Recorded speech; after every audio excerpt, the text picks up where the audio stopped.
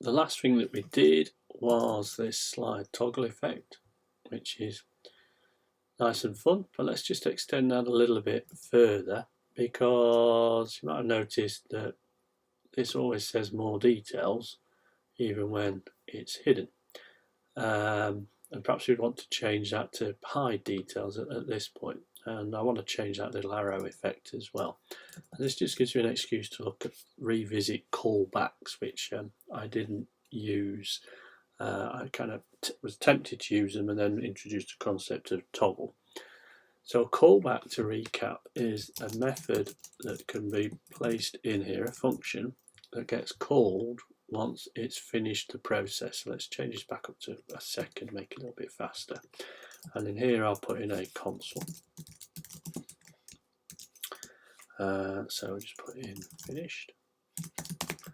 Right, so what will happen now is if I go to the console, once it's finished doing a little effect, it should indicate that it's finished, which it hasn't done. I don't need to save it. Right, go, let's just refresh. So we do this, we get to the end, there we go, and it's finished, and we do the other, we go back up again, and we get finished. Okay, so you can see we can call this code once it's finished doing either the toggle up or the toggle down, slide up, slide down, depending on the toggle effect. So what I can do is I can detect what state the toggle currently is in. So what I'm going to do is just lift this little bit of code here. So inside of here, get rid of the console, and I'll be saying if $this. Now this will refer to more content, and then we can use is hidden to find out whether it's currently got a display value of none or not. And then we could do something else, we could do something else. So what I'm going to do in here is I'll say that if it is hidden, we'll change the text value on show more to more details. And it's actually the span tag that I want to go after, so I'm changing this span tag here, so that's more details. So that's what it will be if it's hidden. And then here we'll change it to hide details. Right, so let's show you that hopefully. So we'll go and we'll refresh. So it says more details. That says hide details. Okay, so you can see when it reaches the end of the effect, we're able to trigger these because we've put them inside of this function, and it's using this to work out the current state of the block, whether it's hidden or not, and setting the text on these span tags to be appropriate. Now the arrow I want to change as well, so this is using Font Awesome. That's a class that's giving me the little arrow, and there is a Font Awesome arrow circle up, as you might imagine.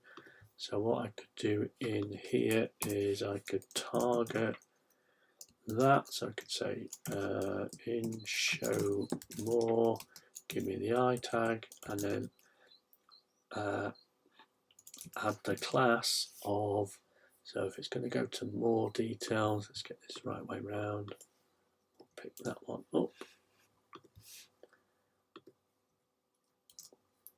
Oops. So we want to add that class in. I got these the wrong way around, we'll be able to test this in a second.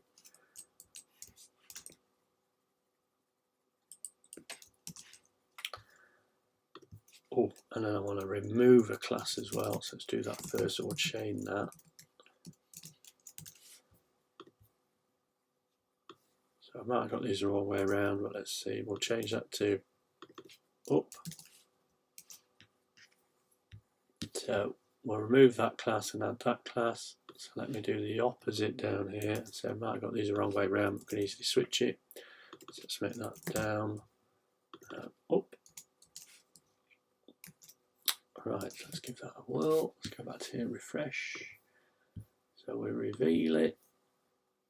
That's good. So it's in high details. We've got a little up arrow now. So we go down, and then the arrow toggles back as well. Let's just inspect that, show you what's going on. So there's our FA circle down, which is giving us that little circle arrow, and you'll see that change when it gets to the end to up, and then we can reverse the process like so. Okay, so that's a more advanced feature of these effects is the ability to call a function that you can call when the effect is finished, and you may want to do that because you might want to tidy up things as a result of the effect running. So let's show you another slightly more advanced technique with these effects. So over on this side here, I've got a series of different projects, and in the HTML these consist of these elements here. So I've got my made up locations, and each one of them has got an info panel underneath. So there's an info panel for each of these three areas, and the info panel is by default hidden. So I'm going to use that trick of showing them again. So let's create ourselves a new little feature for this. So put this, make sure this doesn't interact with any of the other events I've got going on. So let's have a look where we are in terms of the content that I want to attach this to. So we have a side menu class, and then we've got these anchor tags here. This is what I want to be able to pick up when it is clicked. So that's a class. So I'll say $.side menu anchor tag, and then we could say click, and we could have our event handler function. So let's just console this. So do console.info side menu clicked. Right, try that. Go to the console and refresh. So click on any one of these, you see it picks up that trigger. Great. So what we could then do is we want to slide down the info panel. So we could then say .info panel. Let's do a slide toggle, shall we? And we'll do a 1 second slide toggle. So we're going to be revealing this info panel here. Now there's going to be a slight issue with this, but let's just illustrate the problem first of all. So I'll click on this. Let's click on Yorkshire Solar Centre, and all three of them open. Okay, and I click on this one, and all three of them shut, which looks very nice, but that's not really what I was after. So how can I get around that? Well, if you've looked at JavaScript events already, you'll know that these functions here, these event handlers, do receive an event object. It's the same in jQuery, because jQuery is JavaScript. So I can send the event object through by revealing it. Let's stop it from behaving as a link. So I'll just do event prevent default. That's just plain old vanilla JavaScript. But then what I want to do is make sure that this action only occurs on the info panel that's immediately underneath the one that I've clicked on. So the way that I'm going to do that is that I will change things here. I'm going to say this, which is the one that we've clicked on, dot next, and that's going to go and find the next info panel from the one that we clicked on, and then we can then call our slide toggle. Okay, so let's try that. So we click on this, and only that one gets applied. Okay, so we were able to just target the single one and work it that way. The other way that you can do this is you can say uv.target. So basically it's going and saying, oh, you clicked on this one, only apply the slide toggle to the one immediately underneath it. So let's try that again.